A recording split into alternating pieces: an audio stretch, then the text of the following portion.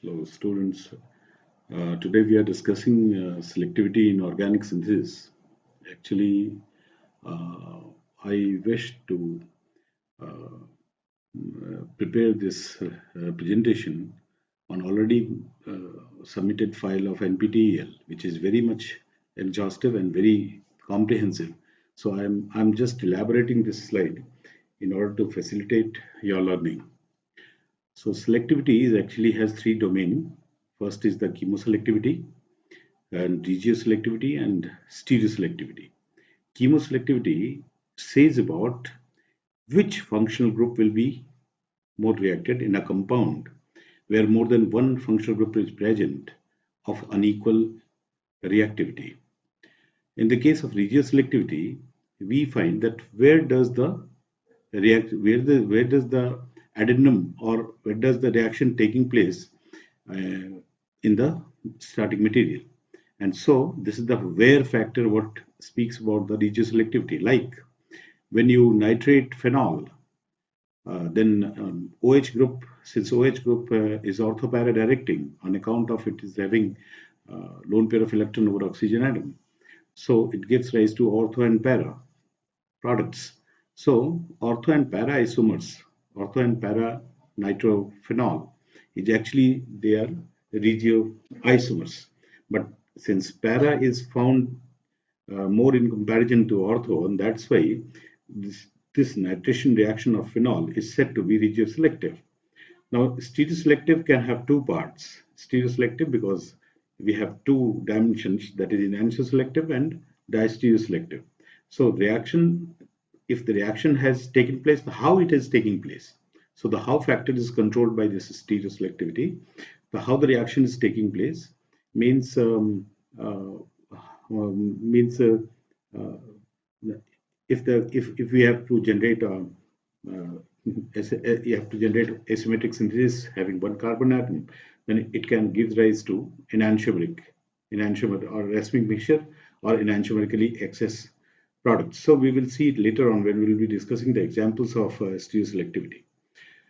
Now, this is the chemoselectivity, that is preferential selectivity of one functional group over other when two functional groups are of unequal reactivity. Better we should see from here through the example, that is the chemoselective reduction of carbon-carbon double bond over carbonyl. Now we have two reacting sites for addition. Now when catalytic reduction is done by this H2 and palladium, then the reaction is taking place at the olefinic double bond without disturbing this carbonyl group. Similarly, if on the same compound the reaction is accomplished by a sodium borohydride in presence of cerium chloride, then we find that only carbonyl group is reduced and it is not the double bond, olefinic double bond is undisturbed. And so this is here in the case of both these reaction, two functional groups are there. So carbonyl and carbon-carbon double bond, but they are behaving differently with different reagents. And so this reaction is said to be chemoselective in this sense. Now, chemoselective reduction of alpha beta unsaturated ketone over allylic alcohol. Now, we have this allylic alcohol. This part is allylic alcohol. Now, this part is alpha beta unsaturated alcohol. When this is reacted with NaBH4, then only the alpha beta unsaturated part that has got reduced. Okay? Now, another example, when we find that this compound of steroidal origin, this compound when it is reacted with one equivalent of borane, then the hydroboration reaction takes place, and this double bond over this carbonyl group has got reduced. But when in case of sodium borohydride, where we have taken one-fourth equivalent of NaBH4, then it helps in reducing the non-conjugated carbonyl in the compound. So there are a lot of examples you can cite for this.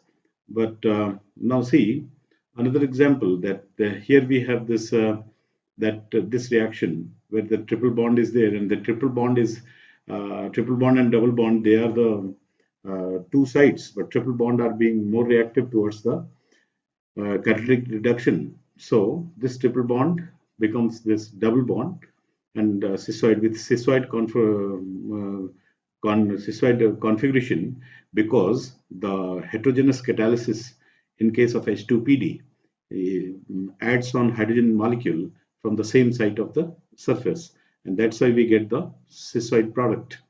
And another example what we can take, that here in the case of this compound NaBH4 in methanol, we see that isolated carbonyl group, this carbonyl group, not the ester one, because we have two reducible sites, carbonyl and ester. Only the carbonyl got reduced, then ester is left out. Now, in the case of Clemmensen reduction also, we find this is a finer example. In the case of Clemmensen reduction, the carboxylic group is not reduced. Instead, the sole carbonyl group is reduced in order to give the CS2. And so we can have a lot of examples for this chemoselectivity. Some examples from selective oxidation, in which allylic alcohol over other alcohol, selective oxidation of. Now here in the case, this part is allylic alcohol, and this is the isolated alcohol part, isolated cyclopentanol part. Now this ring A, that is conjugated part, this allylic alcohol is oxidized by MnO2 and in presence of chloroform easily, and that's why we have two sites for oxidation, but only one site is getting oxidized. So this is the chemoselective oxidation. In the case of this compound, in the case of secondary alcohol or primary alcohol, chemoselective, here we find that in this case we have the secondary alcohol and the primary alcohol is there in both these examples. So in the case of secondary alcohol get oxidized easily by sodium silver carbonate in presence of benzene, and also in this compound by hypo NaOCl and in acetic acid medium. Only the secondary alcohol is oxidized better than primary alcohol. Now, now we can have some more example for selectivity, because you might have read right from your BSc to master's level, you would have come across a lot of reactions of differential reactivity of the functional group leading to chemoselective reactions. Now, the second part is the regioselective, where we have the in the regioselective part we have this different isomeric presence, under different condition, leading to isomeric products. So when HBr, this allyl benzene, when this is treated with HBr, then the side chain reaction is there in accordance with the Markovnikov rule. But in presence of peroxide Kharasch effect, the anti-Markovnikov product is obtained. But both these products are isomeric, and hence they are said to be regioisomer. So these two different reactions are actually of different environment. That is, when there is presence of peroxide, then only anti-Markovnikov product is obtained, and when there is no peroxide, then only, because in the presence of peroxide, the free radical mechanism dominates, and in the case of this HBr without peroxide, where the ionic mechanism holds good. And this is the case of hydration of alkene. Now see, in the case of hydration of alkene, when we do this oxymercuration demercuration reaction, this is very much in accordance with the Markovnikov product. This is the Markovnikov alcohol. And now when the same compound is treated with boron hydride and in THF, then we get this cyclohexanol derivative. So this 1,2-cyclohexanol derivative. Now this is the different product. This is the different isomeric product what we get, and so this is regioselective, said to be the regioselective reaction. Now, like in the case of this acetylene, that is phenylacetylene. In the case of phenylacetylene, if we go this mercuration industrial preparation type thing, then we get this acetophenone. But when this is hydroborated in presence of alkaline medium, in presence of peroxide and alkaline medium, it gives rise to uh, formyl group, leads to the formyl group. Another example for this is Birch reduction. This is a very noticeable reaction for Birch reduction, that we are getting it that from lithium in ammonia in presence in alcoholic medium. They give rise to, since OMe is a methoxy group is electron donating in nature, carboxylic group is electron withdrawing in nature, and that's why the product is designed based on the basis on the directive influence of the group present, whether it is electron donating or electron withdrawing. It depends on the nature of the product, because in the case of electron withdrawing group, the radical comes over the carbon which bears the carboxylic group, and because it is electron deficient, this is electrophilic. This becomes electrophilic, and so the electron provides its or mitigates its hunger, and that's why the double bond arranges in this fashion.